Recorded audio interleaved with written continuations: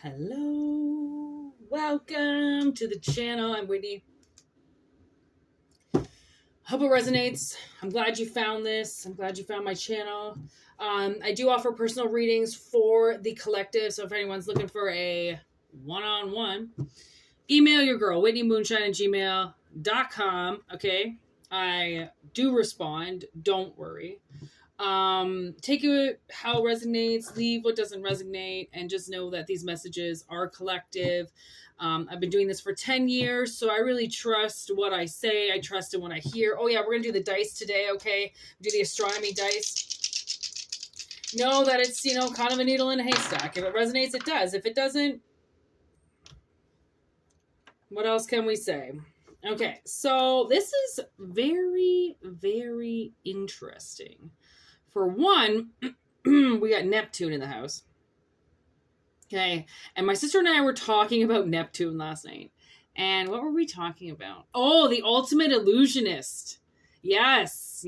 Neptune with Pisces, because Pisces is the energy of the moon, right? And what the moon can do and the illusions that you can live in with the moon and the delusions, right? People appearing like something, but really they're not, right?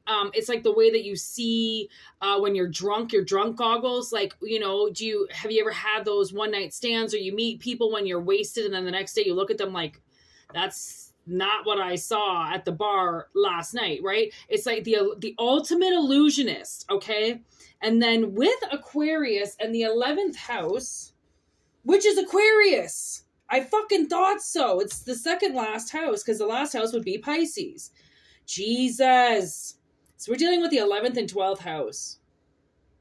Room 112. Yeah.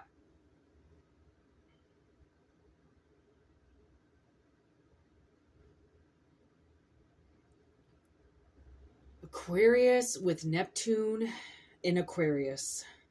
Jesus. What the fucking fuck is happening? All right. Well, this is why we got tarot. You know, the song Violin has been playing in my head since I started getting prepared for this reading. And it's about, the only line I can hear is, you played me. You played me. You played me like a violin. You played me like your personal little fucking violin every day.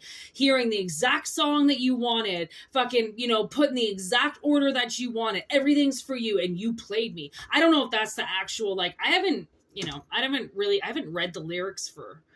I don't even think I've ever read the lyrics for that song, but that's what I'm getting. That's the message. Like, you fucking played me. You lied to me. You played me. You lied to me. What the fuck? Okay, let's see. Like the illusionist, like you've been married for 10 years and you wake up and you're like, you're the person, like waking up and realizing that you're married to Arthur Lee Allen, the Zodiac. It's something like this. Like, what the fuck? This is really weird. Sleeping with the enemy. I'm getting like a sleeping with the enemy going on here. Oh my God. Literally, look at kisses. Sweet, sweet kisses, eh? Fuck you. Wedding rings. I'm telling you. I don't know if you know who you're married to. What the fuck? Okay. That's why I say it's like a needle in a haystack situation. It's definitely not going to be for everybody. So I don't even know what fucking tarot to use. I really don't. I don't know what is going to give me the right message about this. I think it's going to be my cards. Fucking right. Okay. Okay, give me what I'm getting in the ether. Conspiracies. Damn right. You know it. Like, always kind of being like, I don't really know this is right. I don't know. The earth is flat or round. You know what I mean? Like, this is what we're getting. Like is my spouse, like, the Zodiac killer? Like, am I making this up? Like, oh, man, remember that? I don't know if you watched that documentary. It's like American Nightmare or something. And I think his name was Scott. Or like Steve or something, and he fucking killed his pregnant wife and drowned both of his daughters. Okay, imagine being married to that guy. Looks like the nicest, sweetest man, loves his kids and loves everything, and then is a fucking serial killer. Qu'est-ce que c'est? Like I got that song in my head last night. Better run, run, run, run, run, run, run away. Honestly, I don't know if you're married to a psycho killer. Qu'est-ce que c'est? Like, let me ask, are you married to a psycho killer? And then, you know what I'm getting to with the Zodiac Killer?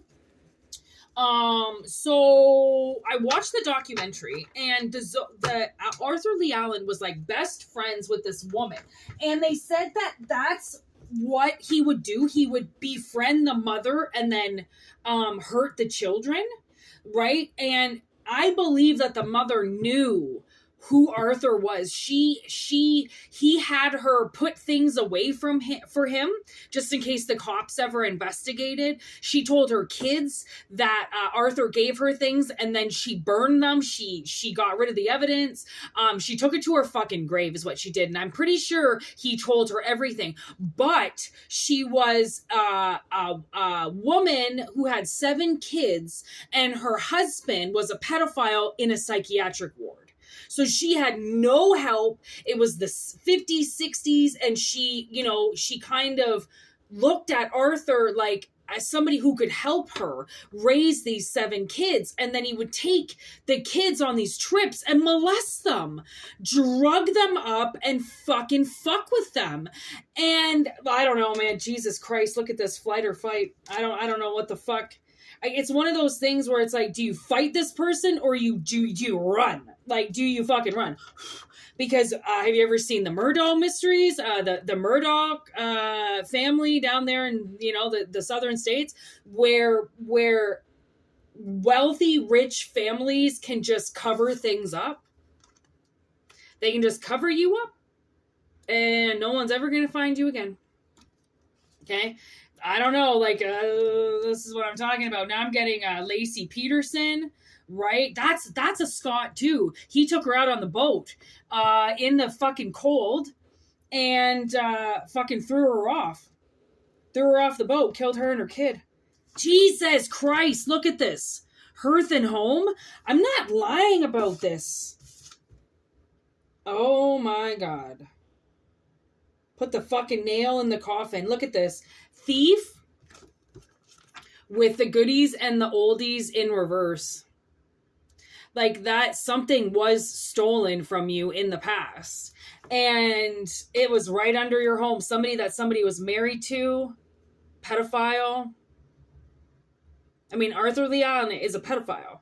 He went to the psych ward for hurting children. He's a big man, he's a big man. Now I'm getting the Mendez brothers. Their father was a pedophile. Big, huge man, Jose. I'm not lying. This was a shark. This was a big fucking shark that was after you.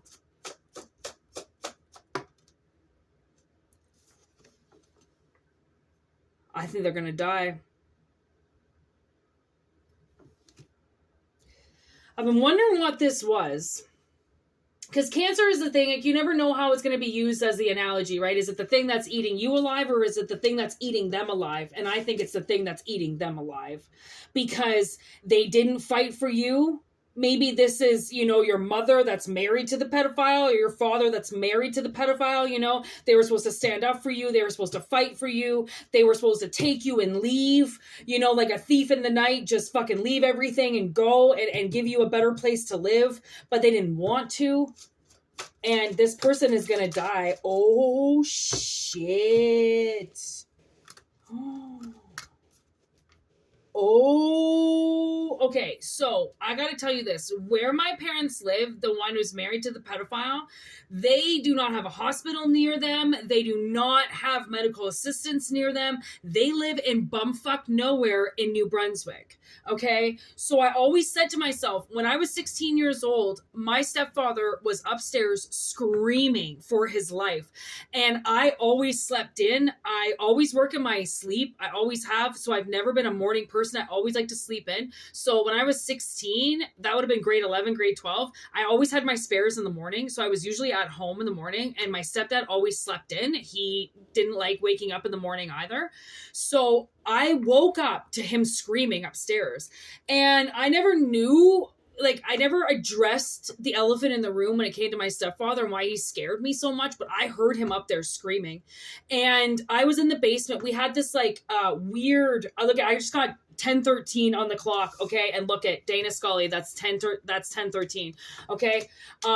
We lived in this like weird kind of house where it's like the levels were weird. We had like 4 or 5 levels in the house, but like it didn't go straight up. It was like moved around. Like, yeah, the house, there was like four floors or something like that. It's this old 70s house, beautiful house. Anyways, so I was in the basement and he was on the 4th floor. And I remember I opened up my door from the basement, and the front door was right there, okay? That was like the alley with the attached to the garage and stuff. And I opened up that door so fucking quiet, and he heard me. And he yelled, "Wit." And I was like, fuck. And I made another noise, and he heard me. He's like, "Whitney, Whitney." And he fucking heard me. He knew I was there. And I was like, "What?" And he's like, "Call 911. Call 911. He's like, "I think I'm going to die." And I called 911. And where we lived, we had these like vans, these like SUVs that were the emergency. And they were always parked at the church across the street. Always. Okay. And they were at my house in fucking 30 seconds. And his appendix was about to burst. And he got rushed to the hospital. They took it out just in time. And the thing was, if I had been at school, he would have died. Because he was so inflamed that if he had have even just moved, right, to go and find a phone, it would have ruptured. So like the ambulance had to get him from his bed. He wasn't allowed to walk. He wasn't allowed to move. They strapped him. He was done until he got to the hospital. And the hospital was only like maybe fucking 5 to 10 minutes away. If you were in an ambulance, 5 minutes away because you don't have any lights. So he was fucking saved by me. The fucking last person he ever touched. And I've always thought about that and been like, fuck you, and not to myself, but just to the situation. Like, I saved your life. Like, I'm the one that fucking did it. Like, I could have ran out. I could have ran out of the house, but I didn't know why he was screaming, and I didn't want him to get me in trouble. I mean, the man had me arrested when I was 16 years old for stealing his car and fucking running it into the ditch, drunk as fuck. Okay. Clearly I was acting out. Okay. And I'm the one that had to save him. And now where he lives, I always think to myself, you can't just call 911 now. There is nobody that's going to call 911. And if they do, you're not even near a hospital, because that's how cocky you are. That's how fucking cocky you are. You moved yourself somewhere that was 2 days away from me. So I can't just get to him, right? So I can't take my anger out on him ever. He's way too far away. And I think the universe did that for a reason, because there was a point at time not too long ago where I did want to kill him. And if he had been close to me, I would have done it. Because when you have this built up inside you of what somebody did, how they changed you, right? You were this honest, innocent person, and they fucked with you. They did something to your head, and then fucking mom decides to stay with them because she can't get a better looking dude, or she doesn't want to try. Like, are you fucking kidding me? So you're just left to stay in torture? You're just going to be tortured by staring at your pedophile in his eye every single day? Right? Like, people don't know what that does to you, okay? And this is facts. This is just straight up facts. This is exactly what the universe wants to talk about today. This is not what I want to talk about. This is what they want to talk about. This is evidence. There's evidence that there was a crime that took place here, okay? And this is on like Donkey Kong. They're not going to fucking run from it. Their heart's going to explode, and there's not going to be anybody there to get them, because it's 911 in reverse. This is not an emergency to the universe. They can't get saved again. The universe doesn't give a shit about them anymore. Okay. But they have to give the right same circumstances to everybody, right? But they can go, yeah, why don't you take that house in the woods with your diabetes and be far away from society, because you deserve to just be in peace in the woods, right? And you're like, yeah, go to the woods, bitch, because nobody can fucking save you when you're in the woods, right? All by yourself, right? And this is karma, okay? This is karma. Because these people that have been around you have been fighting, and they have been causing things to happen in your life, and they have been doing things in your life because of what is behind them. What they hide behind those eyes, what is behind and inside of them is this rage, okay? And that's why they hurt people. That's why we're coming to this reading now, okay? So the lighthouse is here. Okay, you realize this light just like came out of nowhere? Okay, it was all like gloomy and like cloudy, and now I got this light, okay? And that's what this is. It's the light, it's the guardians coming down and being like, you don't have to live like this anymore. This person deserves to die. They deserve to transform, and they deserve to not have anybody there to save them this time.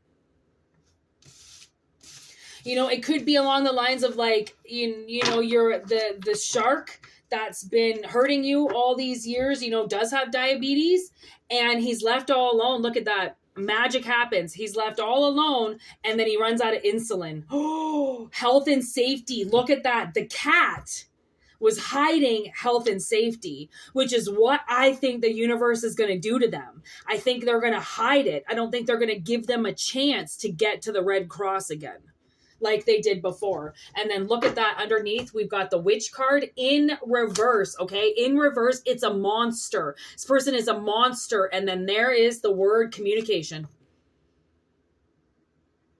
Okay? So the universe very much wants you to know that somebody around you who got unconditional love and affection, okay, from somebody, whoever they were married to, and then they completely fucked you while they got all this love, all this affection, and what they show you. Maybe they did show you love and affection in the very wrong way. Okay. I think this person is going to perish. Okay. Look at that ghost on the bottom of the deck. I can't make this shit up. Okay. I think they're going to die for what they did to you in the past. I think it's just hiding. Their death is hiding. Okay. It's in plain sight what's going to kill them, but they're oblivious to it because they deserve to die. Okay, so take what resonates, leave what doesn't. It's a very heavy message today, okay? And I just want to say it's not going to resonate with everybody, okay? So if you want a personal reading, if you want to dive into this, oh my God, look what's on the bottom of the deck. The runner in reverse. They can't run from this if they try. Honestly, they can't. They can't just start taking bare aspirin to help their heart now. You know what I mean? They fucking think they can try, but... yeah, if you want a personal reading, whitneymoonshine@gmail.com. Okay. If not, just enjoy the channel and whatever it is we're doing here right now. Okay. And yeah, thank you for commenting and subscribing and emailing me and all the wonderful things that you do. This channel is just, my dream come true. So thank you very much for everything. Okay. Peace out, everybody. Have a great week. I hope you had a wonderful Thanksgiving. Be good. Be nice. Peace out.